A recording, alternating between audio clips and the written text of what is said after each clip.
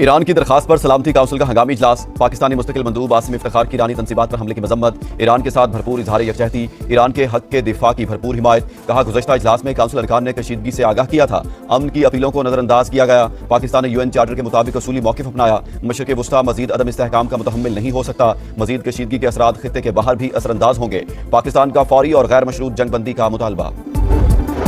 Secretary general अक़वाम मुत्तहिदा Antonio Guterres का कहना है, अमन को मौका देने की बजाय ईरान पर हमला किया गया। खित्ते के शहरी मजीद तबाही के मुतहम्मिल नहीं हो सकते। जंग रोककर जोहरी प्रोग्राम पर संजीदा और मुस्तकिल मुज़ाकरात किए जाएं। ईरान की खुद मुख्तारी और आलमी कवानीन की पासदारी का मुतालबा। सरबराह IAEA का सलामती काउंसिल के हंगामी इजलास से खिताब। कहा, अमन को रास्ता न दिया गया तो तबाही और बर्बादी होगी। अपने नुमाइंदे ईरान भेजने के लिए तैयार हैं। ईरानी मंदूब ने हमला आलमी कवानीन की खिलाफ वर्जी करार दे दिया। अमरीकी हमलों का भरपूर जवाब देने का ऐलान। कहा, अमरीका ने फिर नेतन्याहू के लिए अपनी सिक्योरिटी खतरे में डाल दी।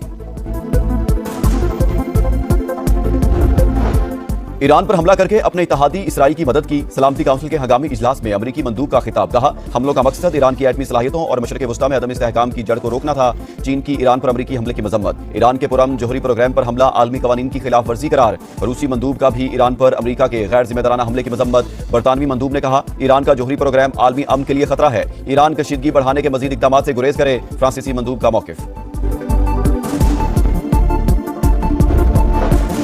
ईरान के सूबे यज़्द पर इसराइल का हमला। 2 फौजी ठिकाने निशाना, 9 सिक्योरिटी एहलकार शहीद। ईरानी हुकाम की तस्दीक। शुहदा में इस्लामी इनकलाबी गार्ड कोर के 7 अरकान और 2 फौजी शामिल। इसराइली वज़ीर आज़म का कहना है, ऑपरेशन के 2 अहदाफ मुकम्मल करने के बहुत करीब हैं। मकासद हासिल होने के बाद कार्रवाइयां रोक देंगे। फर्दो एटमी प्लांट पर हमले के बाद नुकसान का जायजा ले रहे हैं।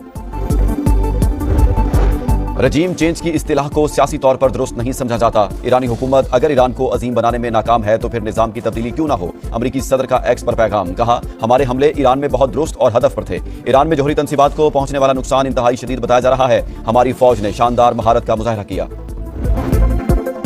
इसराइल का पुष्पना अमेरिका। ईरान इसराइल जंग में कूद पड़ा। अमेरिका का operation midnight hammer. 7 B-2 bomber तैयारों के ईरानी न्यूक्लियर साइट्स पर हमले।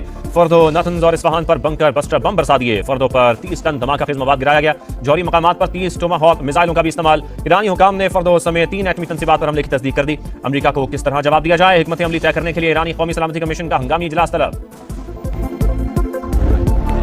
दुनिया को दिखा दिया, अमरीकी ताकत वापस आ गई। ईरान के जौहरी प्रोग्राम को तबाह कर दिया। अगर तेहरान ने हमारे मफादात को नुकसान पहुंचाया, इससे ज्यादा सख्त जवाब देंगे। अमरीका का ऐलान। अमरीकी वजीर दिफा पेट हेग्सेथ ने कहा, अमरीकी ऑपरेशन ईरान में रजीम चेंज के लिए नहीं था।